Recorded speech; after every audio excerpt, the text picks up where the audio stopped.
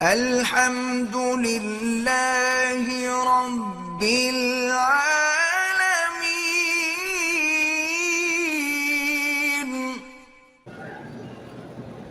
آج کل فلسطین میں ظلم پر بریت ہو رہی ہے، اسرائیل راکٹ برسا رہا ہے، ان کے گھروں کے گھر اجڑ رہے ہیں۔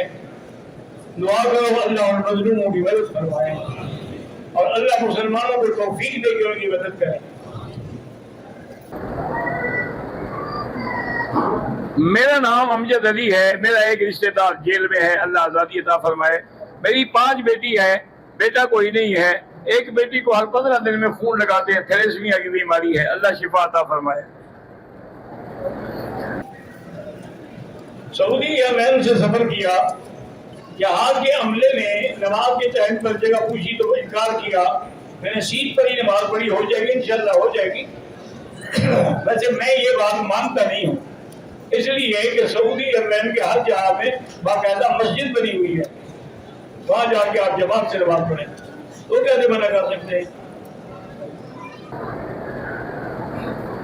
میں پاکستان سے ہوں، میرے بھائی کا نام مظہر حسین ہے، 10 سال سے دماغی بیماری میں مبتلا ہے، ان کے سارے ٹیسٹ نارمل ہیں، اللہ شفا عطا فرمائے۔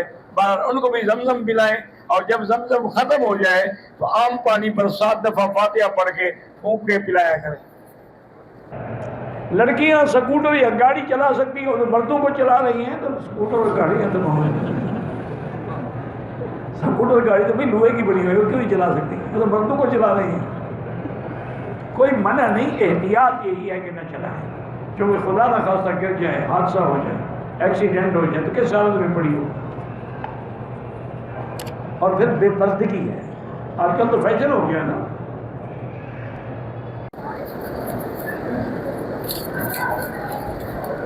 ہم حج پر گئے تھے اور ہم کو حکومت نے پکڑ کر مکے کی حدود سے باہر کر دیا، جدے بھیج دیا۔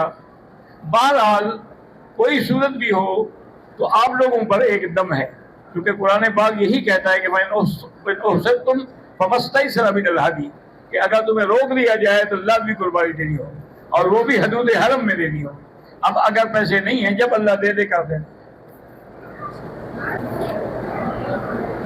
میرا نام نذیر احمد ہے، میں پاکستان سے ہوں، 16 سال سے مجھے معدے کی تکلیف ہے، اللہ شفا عطا فرمائے۔ اب تو اللہ کے بندے تم زمزم کے خزانے پہ ہوئے ہو، جتنا ہو سکے ہر نماز کے بعد زمزم پیو۔ مسجد عائشہ اور مسجد جیلانہ سے امام ابو حنیفہ رحمۃ اللہ علیہ کے نزدیک مسجد عائشہ سے عمرہ ماننا زیادہ افضل ہے۔ وہ کہتے ہیں کہ جیلانہ جو ہے وہ فعل رسول اللہ ہے، لیکن مسجد عائشہ جو ہے یہ قول رسول اللہ ہے، تو حدیث قولی فعلی پر افضل ہوتی ہے۔ ہم نے سیالکوٹ سے عمرے کے لیے احرام باندھا، احرام باندھ کر نیت بھی کر لی، جہاز میں بیٹھے، پھر انہوں نے اتار دیا کہ جہاز خراب ہو گیا ہے، 36 گھنٹے جہاز لیٹ ہو گیا، اعلان ہوا جس نے گھر جانا ہے گھر چلا جائے۔ اب آپ کو احرام کھولنا نہیں چاہیے تھا، اگر آپ نے کھولا ہے تو دم دینی ہوگی۔ ریح کی بیماری ہے، کبھی وضو کے بعد فوراً ہوا خارج ہو جاتی ہے، پر آپ مجبور ہیں اگر تو وضو کر کے نماز پڑھ لیا کریں۔ وآخر دعوانا ان الحمدللہ رب العالمین۔